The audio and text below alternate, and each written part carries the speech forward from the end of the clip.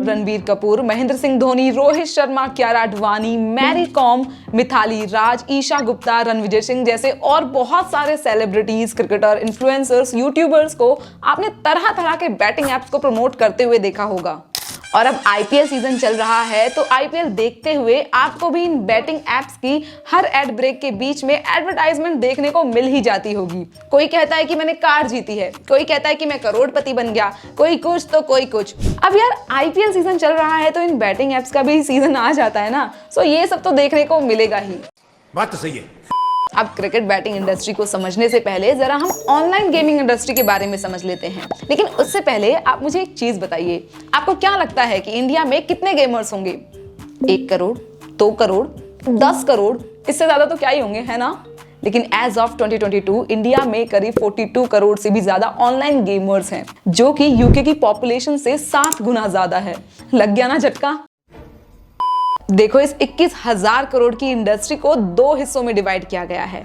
पहला आता है स्किल बेस्ड गेमिंग, जिसमें हमें जीतने के लिए अपना स्किल, एक्सपर्टाइज या फिर एक्सपीरियंस चाहिए होता है, जैसे कि चेस, कैरम या फिर क्विज। और दूसरा आता है हमारा चांस बेस्ड गेमिंग, जिसमें हमें सिर्फ जीतने के लिए सिर्फ और सिर्फ लक की जरूरत होती है, जैसे कि लॉटरी या फिर कार्ड गेम्स और dice game. But you may ask कि क्रिकेट कौन से हिस्से में आता है? अब देखो, अगर हम इसे आम लोगों के पर्सपेक्टिव से सोचें तो फिर तो ये क्रिकेट में पैसा लगाना मतलब कि सट्टा खेलना है। लेकिन क्रिकेट ना एक ग्रे एरिया में आता है। अब देखो, क्रिकेट बैटिंग में ना स्किल यूज करना, जैसे कि अपनी खुद की टीम बनाना स्टैट्स के बेसिस पर लीगल है। और इसी ग्रे एरिया में dream 11, my team 11, MPL fantasy जैसी एप्स जो है काम करती है। अब अगर ये एप्स इंडिया में लीगल है तो कौन सी एप्स इलीगल है? आगे बोल। नहीं पता। चलो ये भी बता देती हूँ। अब देखो, क्रिकेट पर ना डायरेक्टली बैट लगाना, जैसे कि आज ये वाली टीम जीतेगी या फिर नहीं जीतेगी, इलीगल है। जैसे लीगल बैटिंग एप्स ना एक प्लेयर को मल्टीपल प्लेयर्स के साथ खेलने का मौका देती है, वहीं फैंटेसी एप्स में एक प्लेयर बुक मार्कर की तरफ यानी कि बुकी की तरफ बैट लगाता है, और अगर बैट विनिंग चांसेस पर डिपेंड करती है तो दैट इज नॉट ओके। और इसी वजह से परी match, fair play, 1x bat, lotus 365 दफा बैट, बैट वे सेट जैसे अराउंड 174 एप्स को पिछले साल इंडिया में बैन किया गया था। सी, इंडियन कॉन्स्टिट्यूशन का आर्टिकल 19(1)(g) स्पोर्ट्स बैटिंग को गैम्बलिंग से अलग करता है, क्योंकि स्पोर्ट्स बैटिंग में हमें स्किल्स की जरूरत पड़ती है, जबकि गैम्बलिंग में सिर्फ और सिर्फ चांसेस इन्वॉल्व होते हैं। लेकिन इस लीगल बैटिंग में भी बहुत सारे प्रॉब्लम्स है, और सबसे पहली प्रॉब्लम आती है एडिक्शन। जैसे कि एक पिछले महीने का ही केस ले लो, जहां पर एक बेंगलुरु का एक इंजीनियर अपनी आईपीएल में बैटिंग की एडिक्शन की वजह से 1.5 करोड़ का नुकसान कर बैठा, जिसकी वजह से उसकी वाइफ ने अपनी जान ले ली। इवन लोग अपने ट्यूशन फीस, वो भी 40,000 जो कि उनके पेरेंट्स ने उधार लेकर भेजे थे, वो भी ज्यादा एक साथ पैसा कमाने के चक्कर में गवा देते हैं। और ये सिर्फ कोई एक केस नहीं है, 16 साल के बच्चे दिन में एवरेज 300 से 400 रुपए गवा देते हैं। और ये उन बच्चों की मैं बात कर रही हूँ जिनके पेरेंट्स महीने का 6 से 7 हजार रुपए ही कमाते हैं।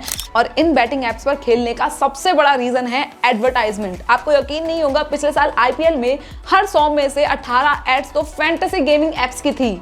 और ये एप्स लोगों को अपनी तरफ अट्रैक्ट करने के लिए बड़े बड़े क्रिकेटर्स जैसे कि सौरव गांगुली, विराट कोहली, शुभमन गिल, हार्दिक पांड्या और साथ ही पॉपुलर एक्टर्स जैसे कि आमिर खान, आर माधवन, शर्मन जोशी को इंक्लूड करते हैं।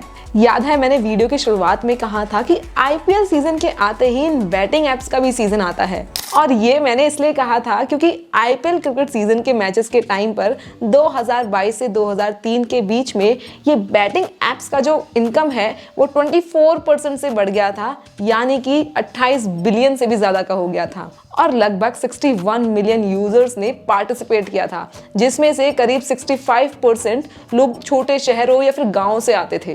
तो अब अगर इतने लोग लालच में आकर अपना इतना पैसा गवा रहे हैं तो गवर्नमेंट इन एप्स को बैन क्यों नहीं कर देती है? अब जिस तरह से गवर्नमेंट का इन एप्स की तरफ बिहेवियर है, उसे देखकर तो मुझे लगता है कि गवर्नमेंट की एक सिंपल सी थ्योरी है, Why to ban it when you can tax it? मतलब अगर ज्यादा टैक्स लगाकर गवर्नमेंट की टैक्स किटी में ज्यादा पैसा आ सकता है और साथ में ही उन लोगों को ऑनलाइन बैटिंग के लिए डिस्करेज कर सकता है, तो फिर इसे बैन क्यों करना।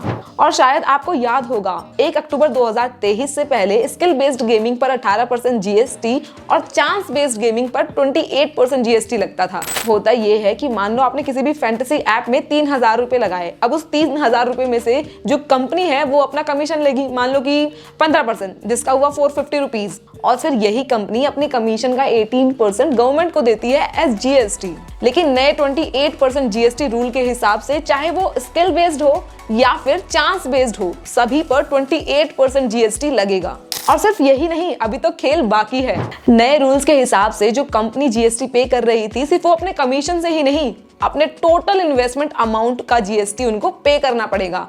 मतलब अगर हम अपना पुराना एग्जाम्पल लेकर चले तो जहां पर पहले कंपनीज को सिर्फ 81 रुपीज का जीएसटी देना पड़ रहा था, अब उन्हें करीब 850 रुपीज का जीएसटी पे करना पड़ेगा। मतलब कि ऑलमोस्ट 1000% इंक्रीज इन टैक्सेशन।